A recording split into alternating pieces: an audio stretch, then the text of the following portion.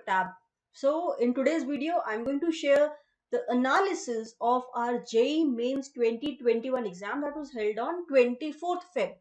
दोनों शिफ्ट्स का एनालिसिस करेंगे कि फिजिकल केमिस्ट्री में आपके किस चैप्टर में से कितने क्वेश्चंस आए हैं, ताकि आप जब मार्च एग्जाम के लिए प्रिपेयर करो या even if you are in 11th and आप नेक्स्ट ईयर के लिए प्रिपेयर करो तो you know which chapters you have to focus more on. ठीक है. So, before we move on, let me introduce myself. I'm Himanshu. I'm a graduate from IIT Kharagpur. So, let's have a quick look at all the questions that were asked on 24th Feb. Okay. So, the first question, this is from mole concept. This was asked in shift 1. There is only one question from mole concept.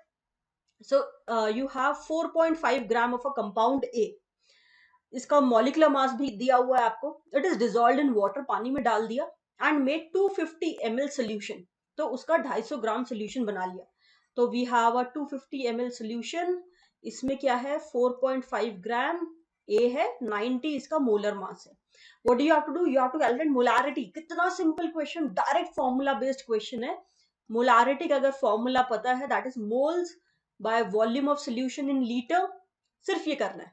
Moles कैसे निकालते हैं? Given mass by molar mass, that is 45 by 90. और volume ml में है तो उसको litre में convert कर लेता है बाय डिवाइडिंग बाय 1000. तो कैंसिल कर दो 4 और ये कैंसिल हो जाएगा बाय 20. तो 1/5 आ गया. You have to give it in terms of a into 10 to the power -1. तो दिस इज 0.2. इसका मतलब 2 इंटू 10 टू द पावर -1 लिख सकते हैं हम इसे. अगर कंपेयर करें तो a शुड बी 2, राइट? तो a इज 2, दैट मीन्स आपका जो आंसर होना चाहिए था दैट इज 2. न्यूमेरिकल टाइप में ये क्वेश्चन था. चलो नेक्स्ट क्वेश्चन देखिए. नेक्स्ट क्वेश्चन में आपको प्रोटॉन एंड लिथियम 3+ आयन दिया हुआ है. They are accelerated with same potential difference. तो जो पोटेंशियल डिफरेंस है v, वो दोनों के लिए सेम है और दोनों सेम पोटेंशियल डिफरेंस से एक्सेलरेट कर रहे हैं. प्रोटॉन क्या होता है? H+. प्रोटॉन बोलते हैं इसमें क्योंकि इसमें सिर्फ एक ही प्रोटॉन रह जाता है, इलेक्ट्रॉन निकल गया. और Li3+ है. Then ratio of de Broglie wavelength lambda is. तो हमें क्या निकालना है? Lambda of H+ by lambda of lithium 3+. We know that de Broglie wavelength, क्योंकि मेटल्स भी जो हैं वो डुअल नेचर शो करते हैं, particle as well as wave, इसलिए उनकी भी वेवलेंथ निकाली जा सकती है. बट मैक्रोस्कोपिक पार्टिकल्स का साइज बहुत ज्यादा है तो उनकी वेवलेंथ जो आएगी वो बहुत छोटी आएगी, इसलिए माइक्रोस्कोपिक पे फोकस करते हैं. फॉर्मूला क्या होता है? It is H/mv. या फिर अगर पोटेंशियल डिफरेंस के टर्म में लिखें, क्योंकि वो डेटा दिया हुआ है, तो it is H/√2m Q into V, charge into potential difference. ठीक है. अब वो बोल रहा है कि यार पोटेंशियल डिफरेंस सेम है दोनों के लिए. V चाहे प्रोटॉन है चाहे लिथियम है, दोनों के लिए सेम है. H क्या है? प्लैंक्स कांस्टेंट, वो तो एक कांस्टेंट है ना, तो वो भी सेम है. तो इसका मतलब अगर मैं देखूं तो लैम्डा जो है वो प्रोपोर्शनल है to 1/√m and Q. Inversely proportional है टू √mq. Q क्या है? चार्ज. m है मास. क्या हमें ये डेटा दिया हुआ है for H+ and Li3+? Let's write it down. आपको मास दिया हुआ है कि मास ऑफ Li3+ जो है वो 8.33 टाइम्स है मास ऑफ प्रोटॉन के. तो अगर मैं मान लू इसका मास m है तो ये क्या हो गया? 8.33 m हो गया. चार्ज की अगर बात करें Q, इस पे +1 चार्ज है, इस पे +3 चार्ज है, या +E चार्ज है या +3E चार्ज है. ठीक है. तो ये पता चल गया. अब आप लैम्डा का रेशियो लिख लो. आ गया lambda H+ by lambda Li3+. और इनवर्स है तो H+ का नीचे लिखेंगे, लिथियम का ऊपर चला जाएगा. तो वो मैं डायरेक्टली लिख ले रही हूँ. सो लिथियम का mass is how much? 8.33 m and charge is 3. Hydrogen का मास है m, चार्ज है 1. m कैंसिल हो गया. 8.33 इंटू 3, जल्दी बोलो. 24.99. तो अंडर रूट ऑफ 24.99 को अप्रोक्सीमेटली मान ले 25. तो दैट मीन्स √25. तो अप्रोक्सीमेट वैल्यू क्या है? 5. तो इसका जो सही आंसर है दैट इज 5. ठीक है. नाउ गाइज आप मेरे साथ सॉल्व करो अगर आपने ये क्वेश्चन नहीं सॉल्व किया हुआ है, सो दैट तो आपको फील आएगी राइट क्वेश्चंस की.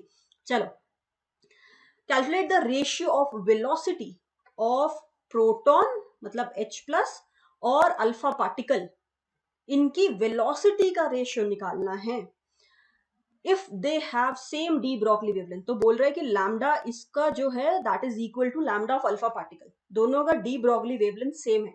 तो हमें डी ब्रॉगली वेवलेंथ से ही इस क्वेश्चन को अप्रोच करना है, ठीक है। डी ब्रॉगली वेवलेंथ क्या होता है, h by momentum that is m into v. Lambda same है, मुझे v निकालना है तो पहले इसका फॉर्मूला निकाल लेते हैं, m लैम्डा। अपने को दिया हुआ है कि दोनों के लिए लैम्डा सेम है, h तो कांस्टेंट है, तो क्लियरली v जो है that is inversely proportional to mass लेना है, ठीक है, इनवर्स प्रोपोर्शन में लिखना है। ओके, क्या आपको मास पता है अल्फा पार्टिकल का? यस, अल्फा पार्टिकल का मास, अगर प्रोटॉन का मास m होता है तो अल्फा पार्टिकल का मास 4 टाइम्स ऑफ m हो जाता है। क्यों? क्योंकि अल्फा पार्टिकल क्या है, डबली आयोनाइज्ड हीलियम आयन, ठीक है। हीलियम पे 2 पॉजिटिव चार्ज है, तो हीलियम पे अगर 2 पॉजिटिव चार्ज हुआ, इसके पास 2 प्रोटॉन होते हैं, 2 इलेक्ट्रॉन थे, लेकिन क्योंकि +2 चार्ज आ गया तो दोनों निकल गए, और 2 न्यूट्रॉन होते हैं, ठीक है। और प्रोटॉन और न्यूट्रॉन का मास जो है वो ऑलमोस्ट इक्वल लेते हैं, तो इसीलिए ये 4 times of mass of proton आ गया, ठीक है। तो अब आपको रेशियो लेना है H+ का और अल्फा पार्टिकल का, तो बस इनवर्स लिख लो।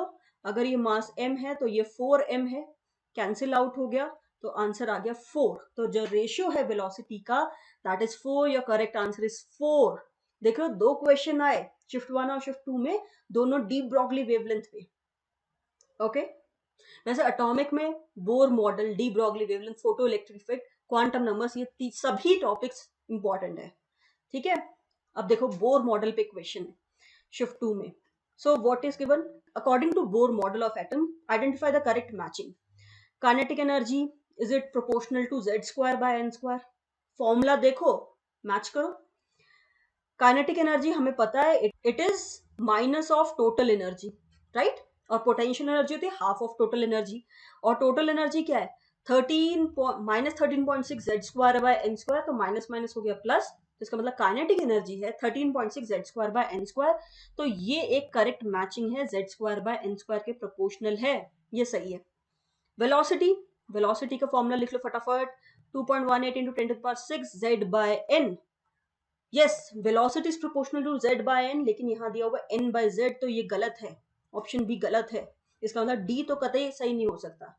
Okay, frequency, frequency you can learn it या फिर आप निकाल सकते हो। फ्रीक्वेंसी क्या होता है, 1 by time period, 1 by T, और टाइम क्या होता है, डिस्टेंस अपॉन स्पीड, तो इसको आप लिख सकते हो, स्पीड हो गया v 2πr, डिस्टेंस जो वो कवर कर रहा है that is equal to circumference, तो सर्कमफ्रेंस है 2πr, v है स्पीड, तो वेलोसिटी होती है proportional to z by n, और r होता है proportional to n² by z, right, 0.059 n² by z angstrom.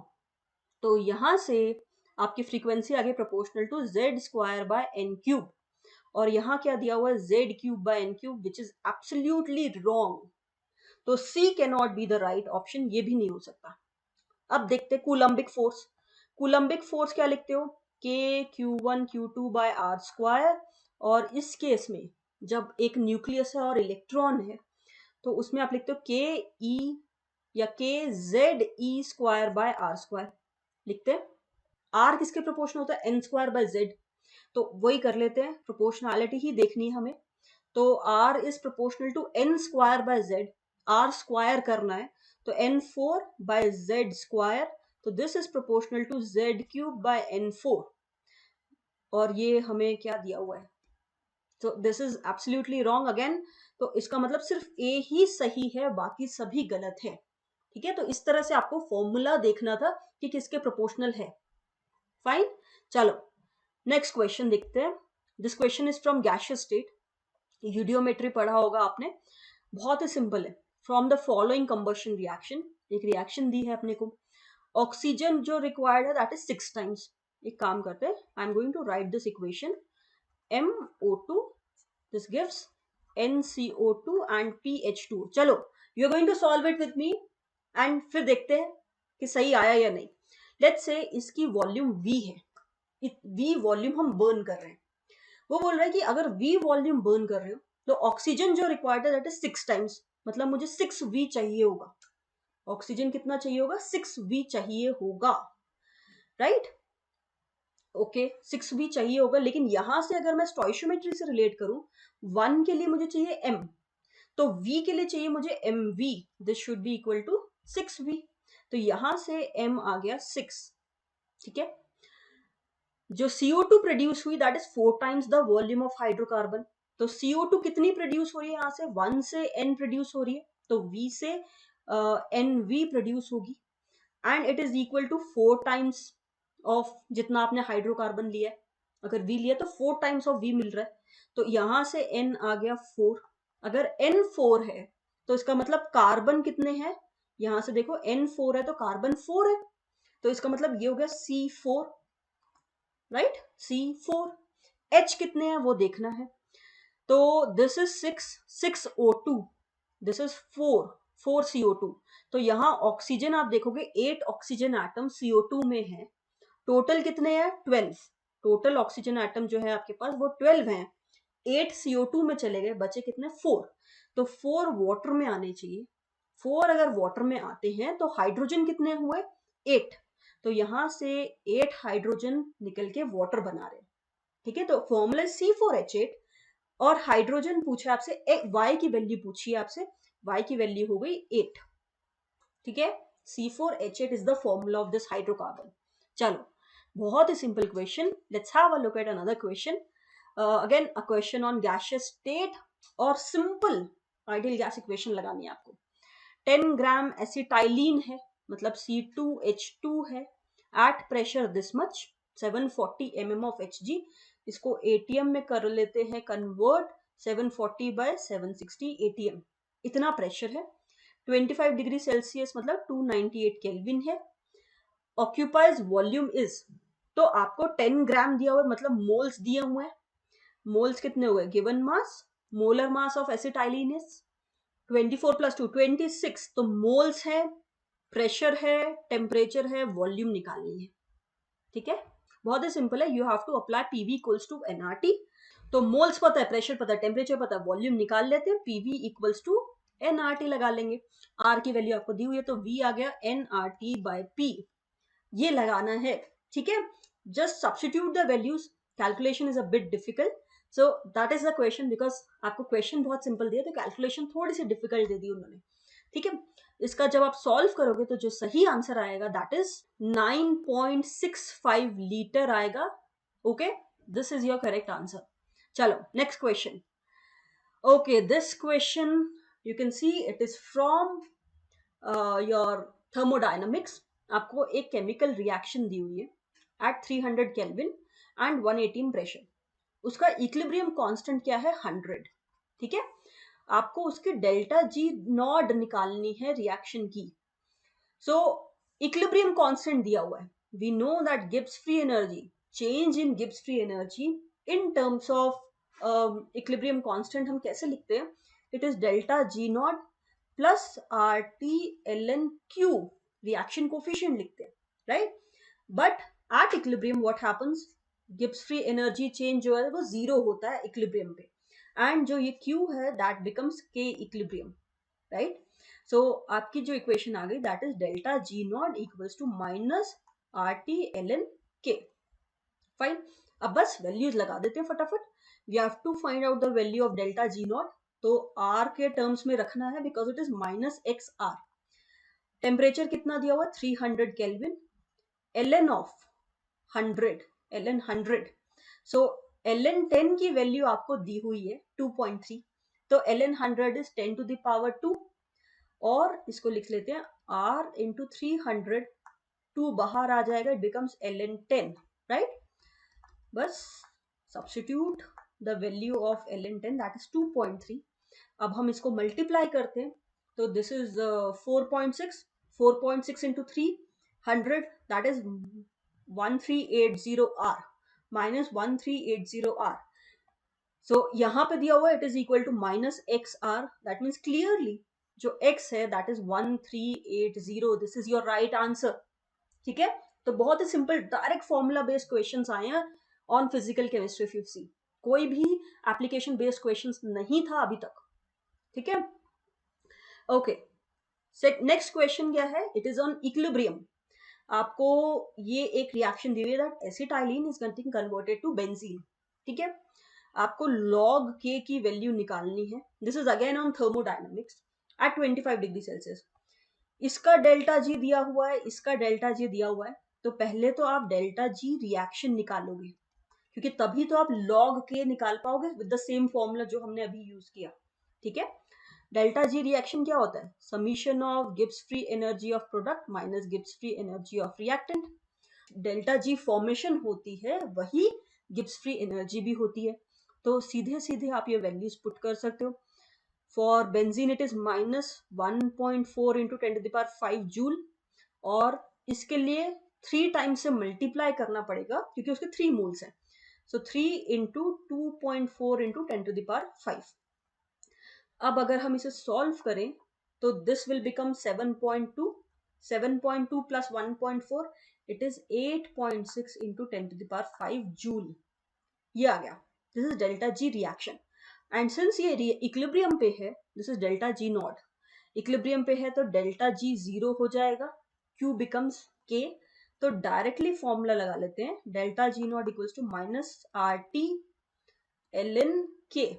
मुझे log K निकालना है, तो I will be using this formula 2.303 RT log K, ठीक है। ओके, अब डेल्टा जी की कितनी वैल्यू दी हुई है, आप log k को एक तरफ लिख लो, बाकी सभी चीज को हम एक तरफ ले जाते हैं। 10⁵ minus 2.303। See delta G joule में है तो r की वैल्यू भी आपको जूल वाली रखनी पड़ेगी, दैट इज 8.314, ठीक है। टेम्परेचर कितना दिया हुआ है, 25 डिग्री सेल्सियस, मतलब 298 kelvin. Minus minus gets cancelled. अब आपको बस सॉल्व करना है, which is not a simple task, I know, ठीक है। तो इसको सॉल्व करोगे, जो आपका आंसर आएगा वो होगा 150.72। आराम से बैठ के तसल्ली से कैलकुलेशन करना, ये आपका आंसर आ जाएगा, ठीक है। So this is your right answer. Okay, so there are 2 questions on thermodynamics और सेम फॉर्मूला पे आए हैं, देखो।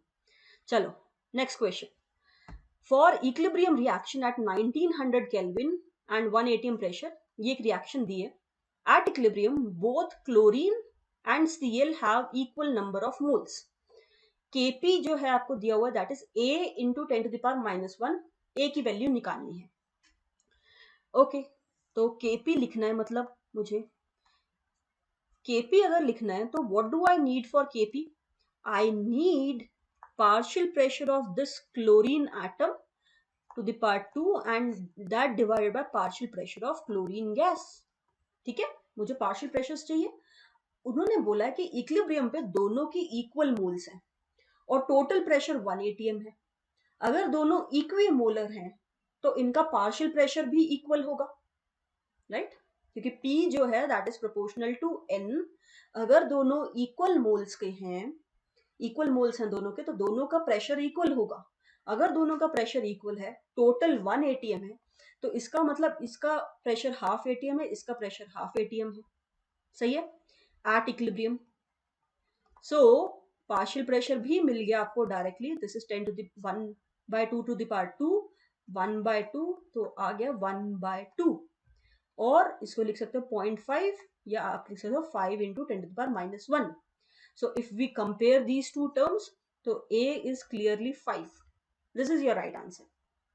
ठीक है, बस ये एक छोटी सी ट्रिक थी जो आपको समझनी थी कि यार ये कैसे सॉल्व हो जाएगा डायरेक्टली से, ठीक है। ओके, चलो नेक्स्ट क्वेश्चन, ये आयनिक इक्विलिब्रियम का क्वेश्चन है, सॉल्युबिलिटी पे, सॉल्युबिलिटी ऑफ सॉल्ट्स पे।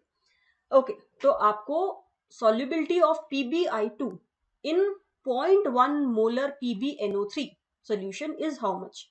तो एक सोल्यूशन बनाया, ठीक है, इसमें PbI2 है। अगर सिर्फ PbI2 था वाटर में, क्या होता, PbI2 जो है वो आयोनाइज करता, पार्शियली सॉल्युबल है तो पार्शियली जाता, आपको मिलता Pb+2 और 2I-, ठीक है। आप देख ही सकते हो इसकी Ksp वैल्यू कितनी लो है, तो सॉल्युबिलिटी कितनी पुअर होगी, तो आयनाइजेशन जो उसका हुआ होगा वो कितना कम हुआ होगा, ठीक है। अब क्या किया हमने, इसमें PbNO3 और डाल दिया, PbNO3 और डाल दी, कितना 0.1 मोलर। जब PbNO3 डाला तो Pb+2 आयंस आए इस PbNO3 से। Pb+2 आयंस कितने आए? 0.1 मोलर आए। तो मान लो जब खाली PbI2 था, इसकी सॉल्युबिलिटी लेट्स से x थी, ये 2x थी, राइट। अब 0.1 मोलर Pb और आ गया, तो वो कॉमन आयन इफेक्ट लगाएगा ना, राइट। तो टोटल Pb+2 सॉल्यूशन में कितना है? x + 0.1। अब अगर आप KSP लिखोगे, ऑब्वियसली क्योंकि जब Pb+2 और आया तो सॉल्युबिलिटी और कम हो गई due to common ion effect, तो x जो है वो और कम हो गया। तो आप लिखोगे concentration of Pb2+ into concentration of I minus to the power 2. So this is x plus 0.1 into 2x square and this is equal to 8 into 10 to the power minus 9. अब ऑलरेडी खाली जब PbI2 था तभी solubility इतनी लो थी, PbNO3 में तो और कम हो गई। तो आई कैन कि x plus 0.1 को 0.1 लिख लेते हैं, ठीक है। सो आप इसको 0.1 लिखोगे, this becomes 4x square 8 into 10 to the power minus 9। अब बस धीरे धीरे इसको सॉल्व करते जाओ, या x स्क्वायर लिख लेते हैं, 8 into 10 to the power minus 9 divide by 4 into 0.1, तो ये 8 आ जाएगा, ये 2 आ गया। So this is 2 into 10 to the power minus 8। Under root ले लेते हैं, √2 into 10 to the power minus 4। √2 is how much? 1.41 into 10 to the power minus 4। वो बोल रहा है सॉल्युबिलिटी है a into 10 to the power minus 4, हमारी आई है 1.41 into 10 to the power minus 4, तो a क्या है? 1.41, ठीक है। So this is your right answer. बहुत ही सिंपल है, बस आपको धीरे धीरे ऐसे कैलकुलेशंस करनी है ताकि कहीं मिस्टेक ना हो जाए आपसे, ठीक है। ओके, चलो नेक्स्ट क्वेश्चन। रिडॉक्स रिएक्शन पे सिंपल बैलेंसिंग पे क्वेश्चन है ये, राइट। आपको एक इक्वेशन दी हुई है S8 plus AOH minus plus B something something, you have to find the value of this A। तो A तो क्या है? बेसिक मीडियम दिखा रहा है कि OH माइनस है इसमें। पहले जो एक्चुअल इक्वेशन है वो क्या है? S8 से क्या बन रहा है? S2 minus and S2O3 2 minus.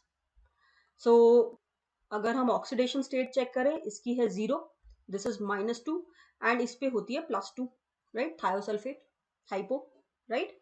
तो डिस्प्रपोर्शनेशन रिएक्शन है ये, बिकॉज सल्फर रिड्यूस भी हो रहा है एंड ऑक्सीडाइज भी हो रहा है, so this is a disproportionation reaction, ठीक है। डिस्प्रपोर्शनेशन रिएक्शन है ये, इसको बैलेंस करना है। तो पहले आप क्या करते हो? हाफ रिएक्शंस लिखते हो। तो रिडक्शन हाफ रिएक्शन लिख लेते हैं एंड ऑक्सीडेशन हाफ रिएक्शन लिख लेंगे। तो S8 goes to S2 minus. सबसे पहले क्या करोगे? जो एटम ऑक्सीडाइज हो रहा है या रिड्यूस हो रहा है उसको बैलेंस कर लो।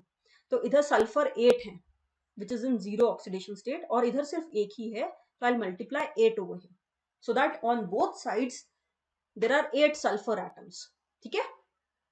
Now how many electrons it is gaining, क्योंकि रिडक्शन लिख रहे हैं हम, तो एक एटम 0 से -2 जा रहा है, तो 2 इलेक्ट्रॉन्स गेन कर रहा है एक atom, and we have in total 8, so total electrons जो गेन हुए that is 16, okay. Second reaction is S8 going to S2O3 2 minus, इसमें भी +2 ऑक्सीडेशन स्टेट है। There are 8 sulphur atoms on the reactant side, तो product side पे भी 8 होनी चाहिए, so I am multiplying 4। Oxidation state in S8 is 0। अब देखते हैं इलेक्ट्रॉन्स कितने गए। एक एटम 0 से +2 जा रहा है, तो 2 इलेक्ट्रॉन्स का चेंज हो रहा है, 2 इलेक्ट्रॉन्स का लॉस हो रहा है। टोटल 8 है, तो 2 into 8 that mean 16 electron lose कर दिए 8 एटम्स ने, ठीक है। अब नेट रिएक्शन आप लिखो, this 16 is equal on both sides, तो मुझे किसी चीज से मल्टीप्लाई करने की जरूरत नहीं है, तो it is 2S8 8S2 minus plus 4S2O3 2 minus. Now I can factorize it by 2, so it will be S8 4S2 minus and 2S2O3 2 minus. ये एक बैलेंस रिएक्शन आ गई, राइट। अब इसमें आपको बेसिक मीडियम ऐड करना है। जब भी आप मीडियम ऐड करते हो, आप कैसे करते हो? आप दोनों तरफ चार्ज देखते हो, रिएक्टेंट साइड पे, प्रोडक्ट साइड पे। अगर मैं टोटल चार्ज देखूं रिएक्टेंट साइड पे, इट इज 0, क्योंकि S8 न्यूट्रल मॉलिक्यूल है। प्रोडक्ट साइड पे देखें तो इस पे टोटल चार्ज है -8, इस पे टोटल चार्ज है 2 into -2 मतलब -4, तो टोटल चार्ज आ गया -12। तो एक तरफ 0 है, एक तरफ -12 है, तो OH माइनस में रिएक्टेंट साइड पे ऐड करूं क्योंकि इससे नेगेटिव चार्ज मिलेगा मुझे, और मुझे कितना करना है, -12 करना है। तो I add 12 OH minus so that charge on reactant side भी कितना हो जाए, -12 हो जाए। तो क्लियरली ए की वैल्यू जो है, ए की वैल्यू जो है वो 12 आई। But let's write the balanced equation also. इधर वाटर ऐड करेंगे टू इक्वेट हाइड्रोजन, तो उधर 12 OH है, तो इधर 6 H2O होना चाहिए। This is your balanced equation, ठीक है, okay. So the value of A is 12. That is your right answer. Okay. Next question. For which of the following metal M2 plus gains 2 electron to give metal, this reaction have positive reduction potential? तो इसमें से किन elements का, किन metals का reduction potential positive है? See, you know that for hydrogen, when hydrogen gains an electron and gives H2, right, 2 hydrogen gaining 2 electrons to give H2, this is taken as standard. मतलब इसकी जो electrode potential है वो हम zero लेते हैं, right. Hydrogen cell की जो इलेक्ट्रोड पोटेंशियल है वो हम जीरो लेते हैं और इसके रिस्पेक्ट में हम बाकियों की कैलकुलेट करते हैं, ठीक है। तो आपने इलेक्ट्रोकेमिकल सीरीज पढ़ी है, इसके लिए ई नॉट वैल्यू पता होनी जरूरी नहीं है। इलेक्ट्रोकेमिकल सीरीज पढ़ी है, that is potassium, sodium, calcium, magnesium, aluminium, zinc, lead, iron, hydrogen, copper, Hg, Ag, Au, right. तो जितने भी एलिमेंट्स ऊपर हैं दे कैन इजिली रेड्यूस जो भी एलिमेंट्स नीचे हैं, तो नीचे वाले एलिमेंट्स इजिली रेड्यूस हो जाते हैं, ठीक है। तो सिर्फ कॉपर ही एक ऐसा एलिमेंट है जो कि हाइड्रोजन के नीचे आ रहा है। So if it is coming below hydrogen, hydrogen की रिडक्शन पोटेंशियल जीरो है, तो इसकी reduction potential should be positive, क्योंकि तभी ये रिडक्शन कर पाएगा, ठीक है। सो द करेक्ट ऑप्शन जो है वो है copper, because it comes below hydrogen in the electrochemical series. Fine, okay. Next question is on solid state. बहुत ही सिंपल सा क्वेश्चन है, कोऑर्डिनेशन नंबर ऑफ BCC बताना है, body centred cubic unit cell. तो बॉडी सेंटर में क्या होता है, 8 एटम होते हैं कॉर्नर्स पे और एक होता है बॉडी सेंटर पे। अगर आप बॉडी सेंटर वाले के रिस्पेक्ट में देखोगे तो कोऑर्डिनेशन नंबर मतलब जो उसके नियरेस्ट नेबर्स हैं जिसको टच कर रहे हैं वो कितने हैं, 8 है। तो इसका मतलब coordination number of BCC is 8, right. याद भी कर सकते हैं, सिंपल क्यूबिक में होता है हाउ मच, 6, एंड FCC में होता है 12। ये याद रख लो, 6, 8, 12। Fine, okay. Next question is from liquid solutions. बहुत इंपॉर्टेंट चैप्टर है your for your JEE mains. Okay, you are given 10 gram of C4H10, butane है, it is mixed with 200 gram of C6H6, मतलब बेंजीन के साथ मिला दिया, ठीक है। तो 10 ग्राम मैंने ब्यूटेन लिया with 200 gram your benzene, then the freezing point of solution will be given है आपको, KF for benzene is given because benzene is the solvent, हम ब्यूटेन को बेंजीन में डाल रहे हैं। फ्रीजिंग पॉइंट आपको ऑलरेडी दिया हुआ है बेंजीन का। तो कॉलिगेटिव प्रॉपर्टी है ये कि जब आप किसी लिक्विड में आप कोई सोल्यूट डालते हो, जितना ज्यादा सोल्यूट डालोगे उसका फ्रीजिंग पॉइंट उतना कम होता जाएगा, right, depression in freezing point. तो the formula of depression and freezing point, it is given by delta TF equals to KF into molality. KF हमें already दिया हुआ है, that is 5.12. molality we can calculate, molality का formula होता है moles by weight of solvent in kg. This is the formula, right?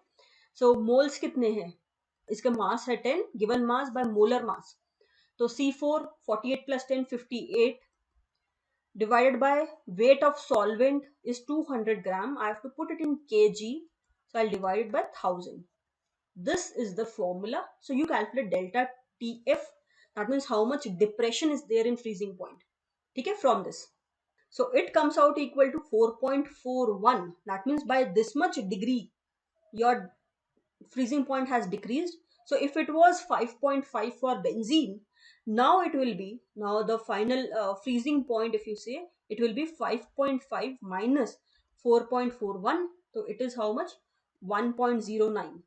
this much degree Celsius is the freezing point of your solution now. ठीक है? Sucrose is converted to glucose and fructose, fine, according to first order kinetics. With half life how much? This much.